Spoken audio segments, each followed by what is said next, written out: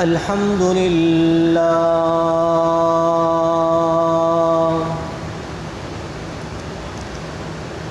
الحمد لله نحمده ونستعينه ونستغفره ونؤمن به ونتوكل عليه ونعوذ بالله من شرور أنفسنا ومن سيئات أعمالنا من يهده الله فلا مضل له ومن يضلله فلا هادي له ونشهد أن لا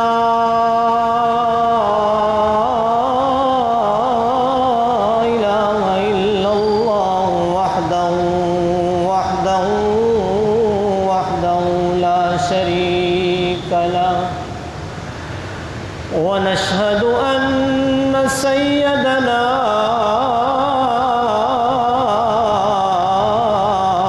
وسندنا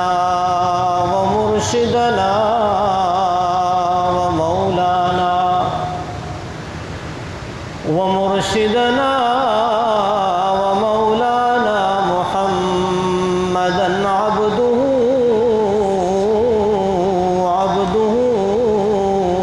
ورسوله وقد قال الله تبارك وتعالى في القرآن المجيد والفرقان الحميد أعوذ بالله من الشيطان الرجيم بسم الله الرحمن الرحيم يا أيها الذين آمنوا اجتنبوا كثيرا من الظن صدق الله العلي العظيم إن الله وملائكته يصلون على النبي يا أيها الذين آمنوا صلوا عليه وسلموا تسلیما۔ دل کی محبت سے بآواز بلند درود پاک پڑھیں۔ اللہم صل علی محمد وعلی آل محمد کما صلیت علی ابراہیم وعلی آل ابراہیم انک حمید مجید۔ اللہم بارک علی محمد وعلی آل محمد كما باركت على إبراهيم وعلى آل إبراهيم إنك حميد مجيد۔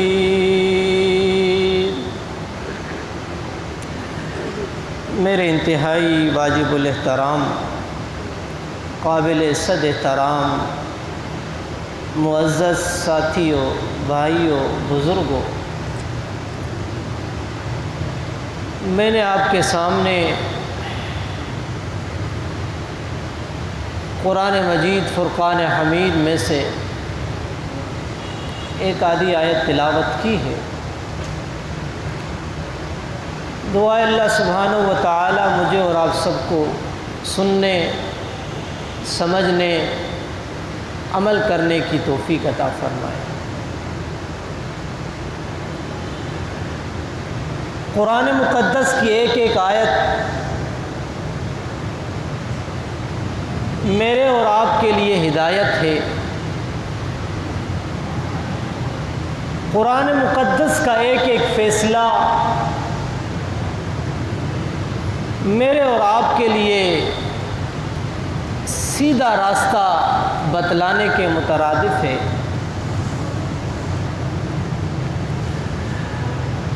اس چیز میں تو کوئی شک شبہ ہی نہیں کہ اللہ کے ہاں سب سے زیادہ محبوب، سب سے زیادہ مقام اور مرتبے والا، سب سے زیادہ عزت اور احترام والا اگر کوئی کتاب ہے وہ قرآن مجید ہے۔ کتابیں اور صحیفے اللہ سبحانہ و تعالیٰ نے نازل فرمائے،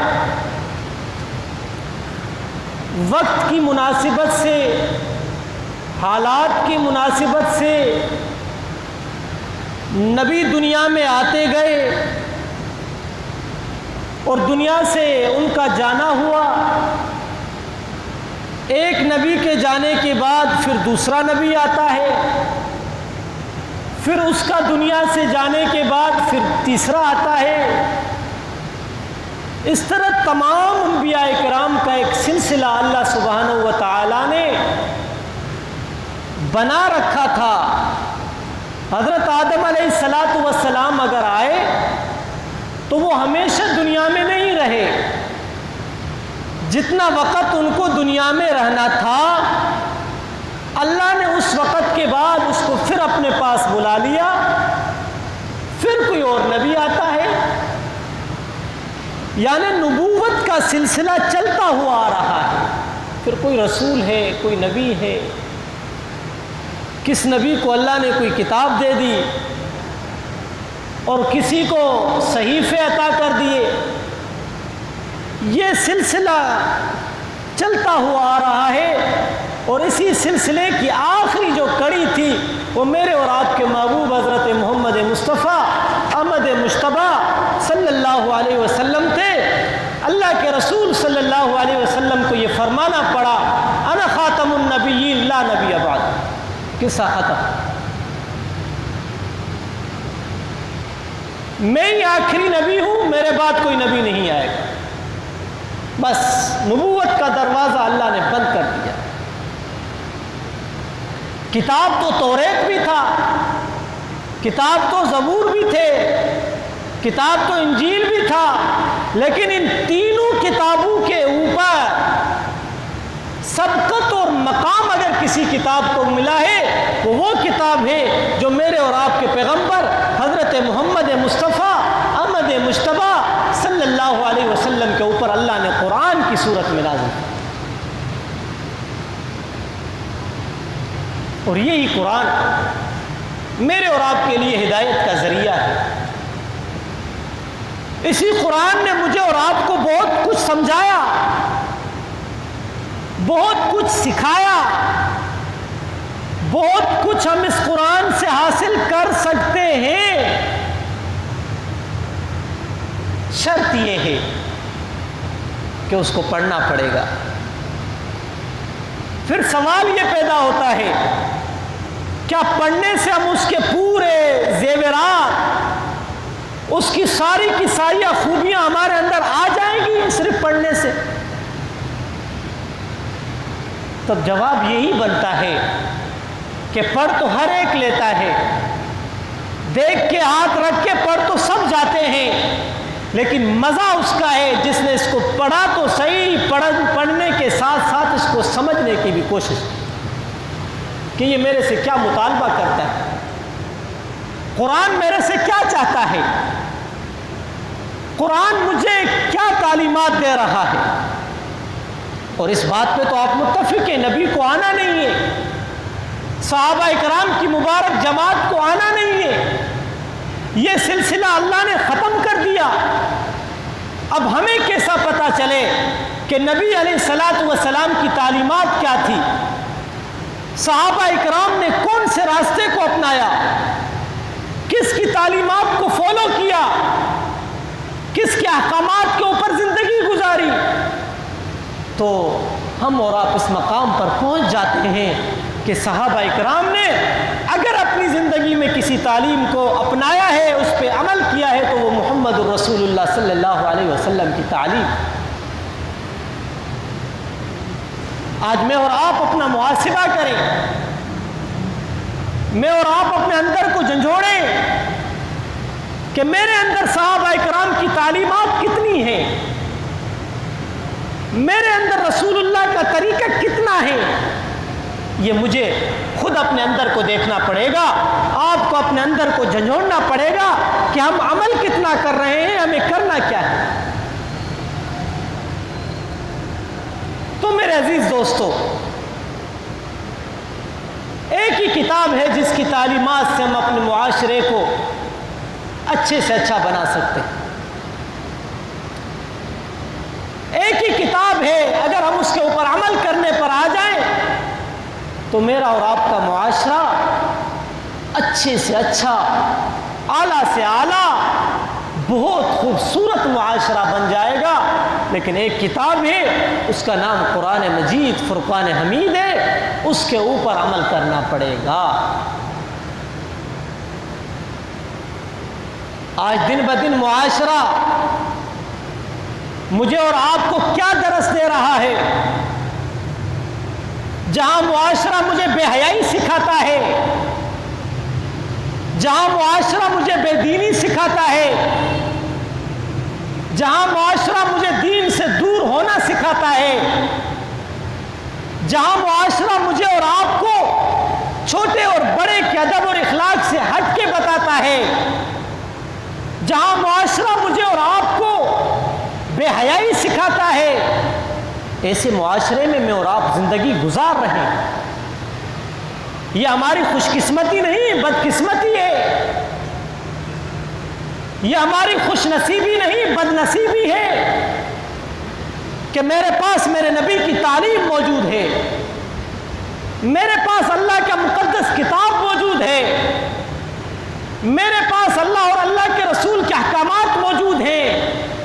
ان تمام اعلیٰ سے اعلیٰ تعلیموں کے ہوتے ہوئے میں اور آپ معاشرے کو دیکھ کے اپنی زندگی گزار رہے ہیں۔ جس طرح مجھے وہ کہے گا میں اس طرح کروں گا، جس طرح مجھے اپنا بڑا کہے گا میں اس طرح کروں گا، چاہے وہ قرآن کے مطابق ہو، نبی کے حدیث کے مطابق ہو، سنت اور احکامات کے مطابق ہو، اس سے میرا کوئی لینا دینا نہیں۔ یہ ہمارے معاشرے کے حالات ہیں۔ جہاں قرآن کی تعلیم، قرآن کو پڑھنا، قرآن کے اوپر عمل کرنا مشکل بن گیا ہے۔ یہ مسلمانوں کا معاشرہ ہے، یہ نبی کے امتیوں کا معاشرہ ہے، یہ اس امت کا معاشرہ ہے جس پر اللہ نے 30 پارے قرآن بھیجے، یہ اس نبی کا معاشرہ ہے جس کو اللہ نے آخری نبی، نبیوں کا سردار بنا کے بھیجا۔ میں آپ سے یہی درخواست کرتا ہوں، معاشرے سے نکلے کچھ اللہ اور اللہ کے رسول کی تعلیمات کے اوپر عمل کرنے والے بنے، معاشرے سے نکلے کچھ قرآن کی تعلیم کو بھی دیکھنے کی کوشش کریں، معاشرے سے نکلے کچھ قرآن کو کھولیں، قرآن ہم سے مطالبہ کیا کر رہا ہے۔ یا آپ باتیں سنتے آ رہے ہیں کہ ہمیں دنیوی تعلیم سے کوئی اعتراض نہیں، دنیوی تعلیم کے سارے حق میں ہیں، کوئی اس کا مخالف نہیں ہے، لیکن کیا اتنا بھی ہمیں کہنے کا حق نہیں؟ کیا اتنا بھی ہم آپ سے نہیں کہہ سکتے کہ دنیوی تعلیم کے مقابلے میں قرآن کی تعلیم کی کتنی بڑی اہمیت ہے؟ آج ہر ایک کا یہ مطالبہ ہوتا ہے، میرا بچہ MBBS بنے، میرا بچہ وکیل بنے، میرا بچہ ڈاکٹر بنے، میرا بچہ انجینئر بنے، میرا بچہ اعلیٰ سے اعلیٰ پوسٹ اور مقام پر چلا جائے۔ یہ تو مطالبہ کر سکتے ہیں، کبھی کسی نے یہ مطالبہ کیا کہ میرا بچہ قرآن کا قاری بنے، میرا بچہ نبی کے دین کا عالم بنے، میرا بچہ سنت پہ چلنے والا بنے، میرا بچہ قرآن کو پڑھنے والا بنے؟ کبھی یہ سوچا ہے؟ کبھی کسی باپ کے منہ سے یہ سنا ہے؟ دنیا کی ڈگریاں حاصل کرنی ہیں، وکیل بنے گا، MBBS بنے گا، ڈاکٹر بنے گا، انجینئر بنے گا، بڑے سے بڑے پوسٹوں پر چلا جائے گا۔ مجھے بتائیں، کیا آپ کے اس انجینئر کو، کیا آپ کے اس ڈاکٹر کو قل ہو اللہ آتی ہے؟ نہیں آتی؟ جس بچے کو آپ نے انجینئر بنایا کیا اس کو دوسرا کلمہ آتا ہے؟ جس بچے کو آپ نے اعلیٰ سے اعلیٰ ڈگریاں دی کیا اس کو تیسرا کلمہ آتا ہے؟ کیا اس کو نماز کا طریقہ آتا ہے؟ نماز کے فرض اور سنتیں آتی ہیں، وضو کے فرض اور سنتیں آتے ہیں؟ اتنا پوچھا ہے اس انجینئر سے؟ تو میرا آپ سے یہی مطالبہ ہے، ہم دنیا کی تعلیم، دنیوی تعلیم کے مخالف نہیں، بلجا آپ دنیوی تعلیم دیں، لیکن دنیوی تعلیم کو فرض سمجھ کے نہ بیٹھیں کہ یہ فرض ہے۔ اگر آپ دنیوی تعلیم کو فرض سمجھتے ہو تو میں کہتا ہوں قرآن اور حدیث کی تعلیم اگر فرض سے بھی کوئی اور مقام ہے تو وہ اس کے مقابلے۔ تو زندگی، معاشرہ کیسے سازگار بنے گا؟ معاشرہ کیسے ہمارا اچھا بنے گا؟ معاشرہ ہمارا کس طرح خوشبودار بنے گا؟ آج مجھے اور آپ کو معاشرے سے گندی بدبو آ رہی ہے بے دینی کی۔ آج آپ کو اپنے معاشرے سے بے دینی کی بدبو جو مجھے اور آپ کو جینے نہیں دیتی دنیا کے اندر۔ بھائی صاحب آپ یہ کام کیوں کر رہے ہو؟ حضرت یہ کام میرے ابو نے کیا تھا، ابو کے ابو دادا نے کیا تھا، پر دادا نے کیا تھا، تر دادا نے کیا تھا، چلتے جاؤ یہ سلسلہ چلتا جائے گا۔ حضرت آپ کے ابو نے یہ کام کیا، آپ کے دادے نے یہ کام کیا، پر دادے نے یہ کام کیا، تر دادے نے یہ کام کیا۔ کیا یہ کام قرآن اور حدیث میں کہیں ملتا ہے؟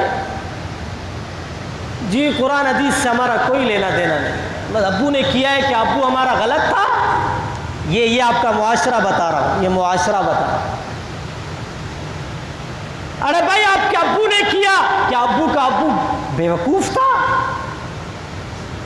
اس نے کیا ہے اور آپ اس نئی صدی کے جدید دور کے لوگ کھڑے ہو کے کہتے ہو یہ غلط ہے۔ کیا یہ غلط تھا تو میرا ابو غلط ہے؟ میرا دادا پر دادا غلط ہے؟ یعنی ابو کو اہمیت قرآن کے مقابلے میں دوں گا، دادے کو اہمیت ہے اللہ کے نبی کے فرمان کے مطابق جو ہے اس کے بارے میں دوں گا، پر دادے تر دادے چر دادے کو میں اہمیت دوں گا، لیکن قرآن اور حدیث کی تعلیمات کو کوئی اہمیت نہیں۔ تو جب مرو نا، مر جانے کے بعد قبر میں فرشتے آئے، کیا لے کے آئے ہو؟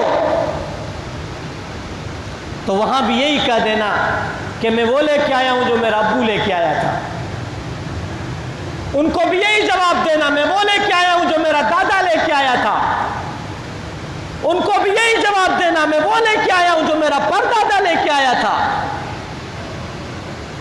پھر دیکھتے ہیں ابو اور دادا اور پردادا کی تعلیم آپ کو قبر سے چھڑواتی ہے یا نہیں چھڑواتی؟ قرآن اور حدیث کے میں اور آپ محتاج ہیں، قرآن میرا محتاج نہیں، نبی کا طریقہ میرا محتاج نہیں، صحابہ اکرام کا طریقہ میرا محتاج نہیں، ہم اس کے محتاج ہیں۔ مجھے قرآن کی ضرورت ہے، مجھے قرآن کی تعلیم کی ضرورت ہے، مجھے نبی کی تعلیم کی ضرورت ہے، مجھے صحابہ اکرام کے طور اور طریقے کی ضرورت ہے۔ اور یاد رکھیں دنیا میں اگر کسی چیز کی ضرورت ہوتی ہے تو اس کو حاصل کیا جاتا ہے، اس کو ٹھکرایا نہیں جاتا۔ اس لیے میرے عزیز دوستو معاشرے کو سمجھیں، اپنے معاشرے کی اس بے دینی سے نکلیں، ابو اور دادا اور پردادا کے اس دین سے نکلیں، آئیں قرآن کی تعلیم کو فالو کریں، دادا اور پردادا کے اس طور طریقے سے نکلیں، آئیں نبی کے طریقے کو چپکیں۔ اسی میں آپ کی بھلائی ہے، اسی میں آپ کی خیر خواہی۔ اسی میں ہی آپ کی کامیابی۔ آج میرے اور آپ کا معاشرہ مجھے اور آپ کو جینے نہیں دے رہا دنیا کے۔ اگر میں معاشرے کو دین دیکھوں تو بے حیائی عروج پر ہے، معاشرے کو دیکھوں تو بے دینی عروج پر ہے، معاشرے کو دیکھوں تو مجھے اور آپ کو رونا آ جاتا ہے کہ یہ نبی کی امت، آخری نبی محمد الرسول اللہ کی امت کا معاشرہ یہ ہے۔ اگر ہماری دلوں کے اندر دل ہو اور اس دل کے اندر اگر اللہ نے تھوڑا بہت رحم ڈالا ہو اور اس رحم والی دل کو اگر آپ اس معاشرے کا مشاہدہ کروائیں، خدا کی قسم اگر کوئی پتھر ہو تو نہیں روئے گا، باقی چھوٹی پھوٹی دلیں تو اس معاشرے کو دیکھ کے رونا شروع۔ آج ہم نے وہ اولادیں بھی دیکھی، باپ کے مرنے پہ کوئی دکھ نہیں۔ آج ہم نے وہ بھی اولادیں دیکھی، ماں کا دنیا سے جانے پہ کوئی دکھ نہیں۔ آج ہم نے وہ اولادیں بھی دیکھی جو اپنا لخت جگر دنیا سے چلا جائے، کوئی پرواہ نہیں۔ یہ معاشرہ ہے، اس میں اور آپ جی رہے ہیں، اور وجہ یہ ہے کہ قرآن کی تعلیمات سے ہم دور ہو گئے، اس لیے ہمیں اللہ سبحانہ و تعالیٰ نے ایسا معاشرہ ہمارے اوپر مسلط کر دیا ہے۔ اب رہو اس کے ساتھ چلنا پڑے۔ اللہ نے ہمیشہ ہماری نیت اوپر فیصلے کیے ہیں۔ میری نیت اگر معاشرے کی طرح ہے تو اللہ فیصلہ ایسا میرے اوپر مسلط کر دیتا ہے۔ میری نیت جس طریقے کی ہے اللہ ویسی اولاد میرے اور آپ کے گلوں میں ڈال دیتا ہے۔ اولاد رحمت ہوتی ہے، خدا کی قسم آج کی اولاد زحمت بن چکی ہے۔ اولاد پیار اور محبت کا نام ہے، اللہ کی قسم آج اولاد بغض اور کینے اور حسد کا نام بن چکا ہے۔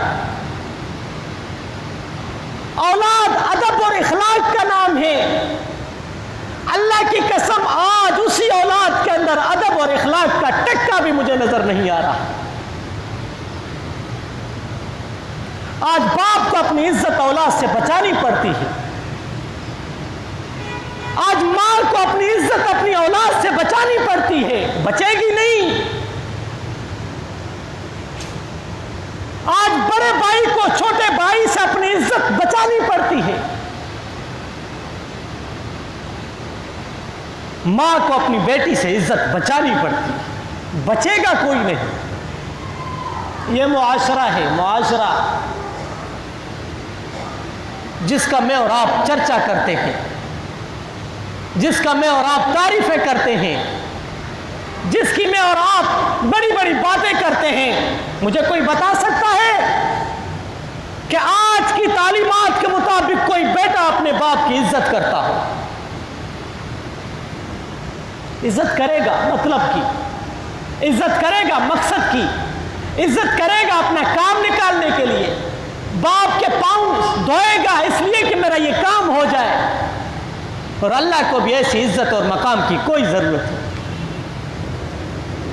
یہ میرا اور آپ کا معاشرہ ہے، اس معاشرے میں میں اور آپ چل رہے ہیں۔ وجہ یہ ہے آپ نے اپنی اولاد کے اوپر دنوی تعلیم کو ترجیح تو دی، لیکن قرآن اور حدیث کی تعلیم کو آپ نے ٹھکرا دیا۔ آج دنوی تعلیم کا نتیجہ یہ ہے کہ بیٹا اپنے باپ کے گریبان کو پکڑ کے گھسیٹ رہا ہے کہ تو نے مجھے کچھ بھی نہیں دیا۔ یہ قرآن کی تعلیم نہیں ہے، یہ نبی کی تعلیم نہیں ہے۔ تعلیم خود دو، ان کو اعلیٰ سے اعلیٰ ڈگریاں خود دو، پتہ نہ نماز کا، پتہ نہ روزے کا، نہ باپ کا ادب، نہ ماں کا ادب، نہ اخلاق کا پتہ، نہ حیا کا پتہ، نہ ادب کا پتہ۔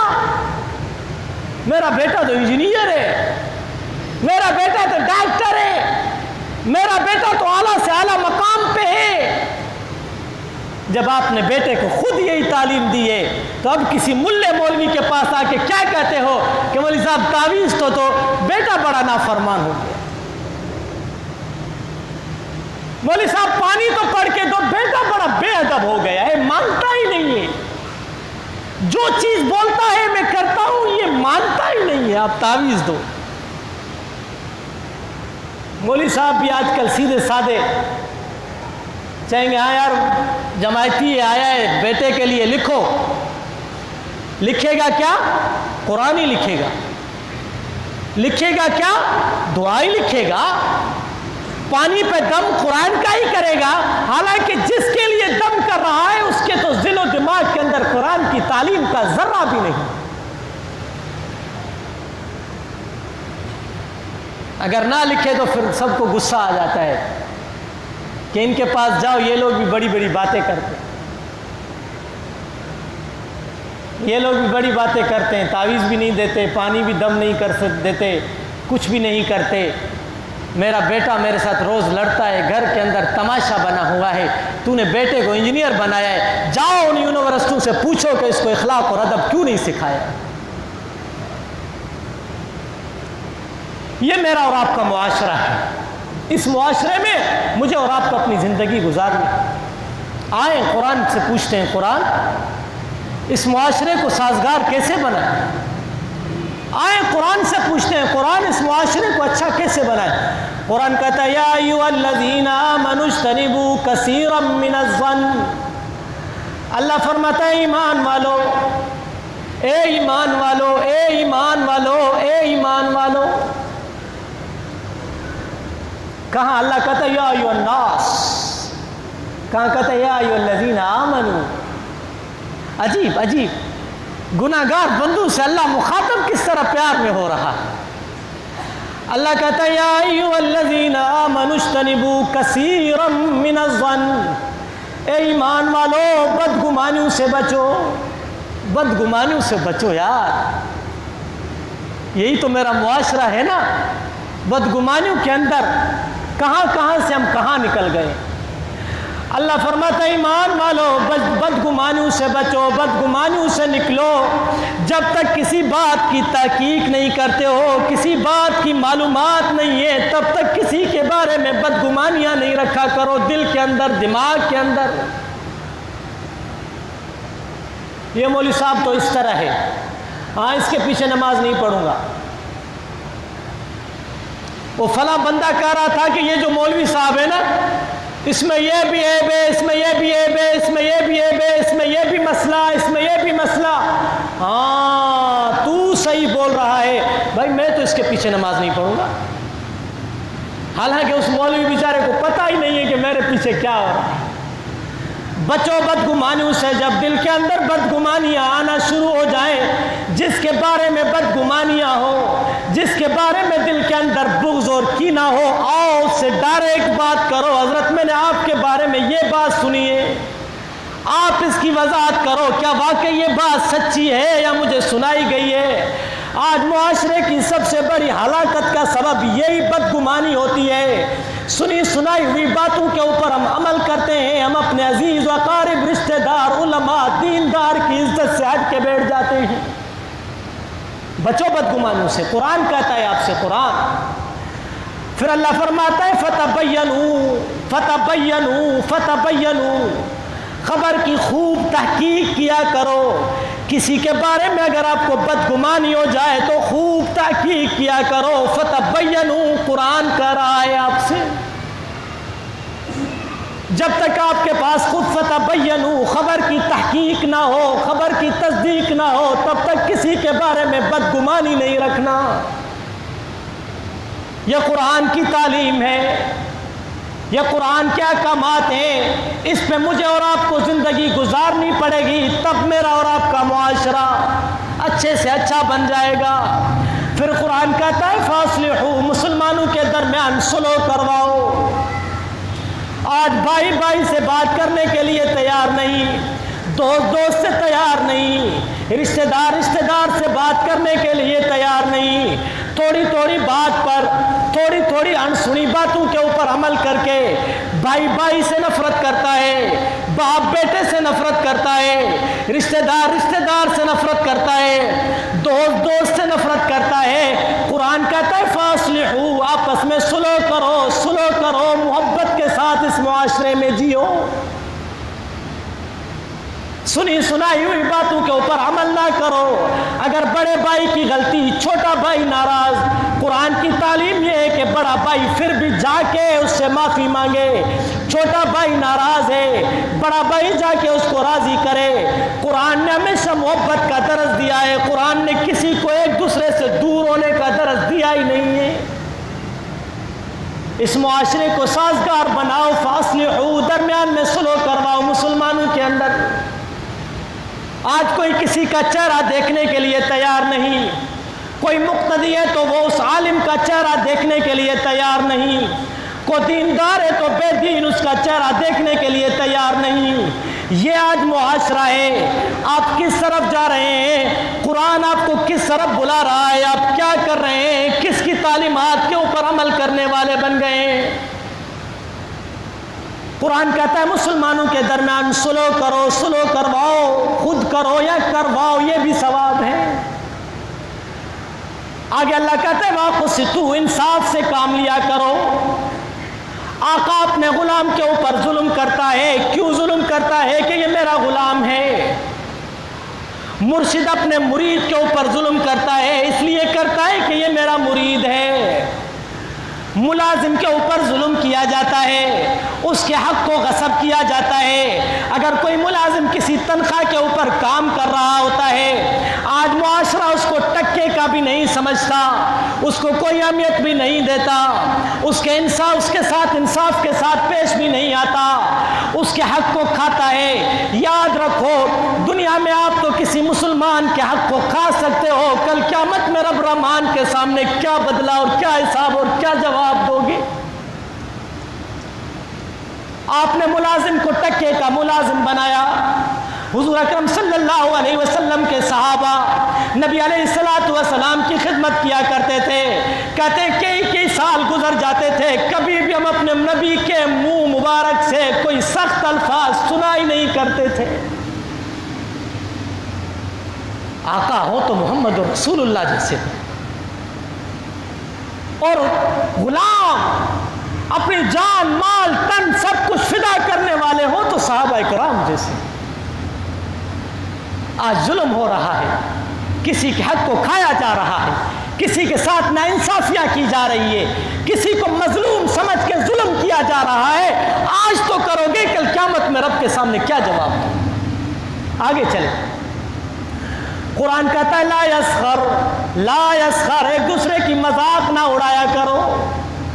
معاشرہ تب سازگار بنے گا، ایک دوسرے کی مذاق نہ اڑایا کرو۔ ارے اس کو دیکھو تو صحیح، اس کو کیا ہو گیا ہے؟ دیکھو تو صحیح، یہ تو میرے سامنے ٹکے کا بھی نہیں ہے، یہ تو میرے سامنے اس کی تو کوئی حیثیت ہی نہیں ہے، یہ ہوتا ہے کیا ہے میرے سامنے؟ قرآن کہتا ہے لا یسخر، ایک دوسرے کی مذاق بھی نہ اڑایا کرو۔ اللہ کو یہ بھی برداشت نہیں ہوتا۔ معاشرہ سازگار بنے گا، لیکن شرط یہ ہے کہ قرآن کی تعلیم پر عمل تو کرو۔ آگے اللہ کہتا ہے وَلَا تَلْمِزُوا، ایک دوسرے کو تانے نہ دیا کرو۔ تو میرے سامنے باتیں کر رہا ہے، جاؤ، تجھے یاد نہیں ہے میں نے تیرا وہ کام کیا تھا؟ تجھے یاد نہیں ہے میں نے تیرا یہ کام کیا، وہ کام کیا؟ یہ ایک دوسرے کو تانے کیوں دے رہے ہو؟ ایک دوسرے کو دکھا کیوں رہے ہو؟ یہ قرآن کی تعلیم نہیں ہے۔ وَلَا تَلْمِزُوا وَلَا تَنَابَزُوا بِالْأَلْقَابِ، ایک دوسرے کو برے القاب سے نہ پکارو۔ نام محمد، نام احمد، نام محمود، نام ابو بکر، نام عمر، عثمان، علی، عجیب و غریب القاب سے پکار رہے ہیں، برے القابوں کے ساتھ۔ اللہ کو یہ بھی برداشت نہیں کہ مسلمان کو برے القابوں سے پکارنا شروع کر دے۔ جس کا جو نام ہے وہ پورے کا پورا نام اٹھایا جائے۔ اگر عبد الرحمن ہے تو اس کو رحمان نہ کہا کرو، اس کو عبد الرحمن ہی کہو، کیونکہ رحمان میرے رب کا نام ہے، میرے رب کی ذات ہے۔ عبد ملایا کرو کہ یہ اس رحمان کا بندہ ہے، پورا نام نہیں۔ رحیم، رحمان، فلانا یہ وہ یہ نام اٹھاتے، اچھے سے اچھے ناموں کو چھوڑ کے برے برے القابوں کے ساتھ ایک دوسرے کو پکارتے ہیں۔ قرآن کہتا ہے وَلَا تَنَابَزُوا بِالْأَلْقَابِ، برے القابوں سے ایک دوسرے کو نہ پکار۔ وَلَا لَا يَغْتَبْ، ایک دوسرے کی غیبت نہ کرو۔ او مسلمانوں قرآن کہتا ہے ایک دوسرے کی غیبت نہ کرو، غیبت نہ کرو۔ آج معاشرے کی سب سے بڑی ہلاکت کا سبب ہے کہ ایک دوسرے کی غیبت بن چکا ہے۔ ایک دوسرے کی غیبت نہ کرو۔ قرآن کہتا ہے بچو، اللہ کو بھی غیبت کرنے والا پسند نہیں ہوتا۔ دنیا والوں کے سامنے اگر میری اور آپ کی کوئی حیثیت نہیں، خدا رہا اللہ کے سامنے اپنے مقام کو بناؤ، اپنے مرتبے کو بناؤ، اپنی عزت کو بناؤ، اللہ کے سامنے سرخرو ہو جاؤ۔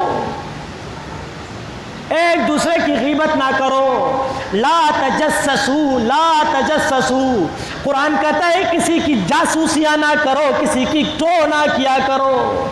آج معاشرہ ایک دوسرے کی جاسوسیوں میں لگا ہوا ہے کہ یہ کیا کرتا ہے، اس کو کیا کام ہے، اس کا کون سا کام ہے، اس کے پاؤں کس طرح نکالوں، اس کام کو خراب کس طرح کروں۔ قرآن کہتا ہے جاسوسیاں نہ کرو۔ لا تجسسوا، ایک دوسرے کی جاسوسی نہ کرو۔ جب جاسوسی نہیں کرو گے تو معاشرہ سازگار بن جائے گا۔ اگر بنانا ہے معاشرے کو سازگار تو پھر جاسوسیاں بھی نہ کرو۔ آج میرا اور آپ کا معاشرہ ہلاکت کی سبب بن چکا ہے، ہلاکت اور بربادی کی سبب بن چکا ہے۔ تو میرے عزیز دوستو، آپ سے گزارش ہے کہ قرآن کی تعلیمات کو فالو کریں، ورنہ نتیجہ یہ ہوگا آپ کی اولاد بڑی ہو کے بچے والے ہو جائیں گے لیکن دوسرا کلمہ نہیں آئے گا، پہلا کلمہ نہیں آئے گا، سورۃ الاخلاص نہیں آئے گی۔ تعلیم تو بہت بڑی ہے لیکن سورۃ الاخلاص نہیں آ رہا۔ تعلیم تو بہت بڑی ہے لیکن انا اعطینہ نہیں آ رہی۔ تعلیم تو بہت بڑی ہے لیکن وضو کے فرائض یاد نہیں۔ تعلیم تو بہت بڑی ہے لیکن وضو کی سنتوں کا پتہ نہیں۔ تعلیم تو بہت بڑی ہے لیکن نمازیں کتنی ہیں کچھ پتہ نہیں ہے۔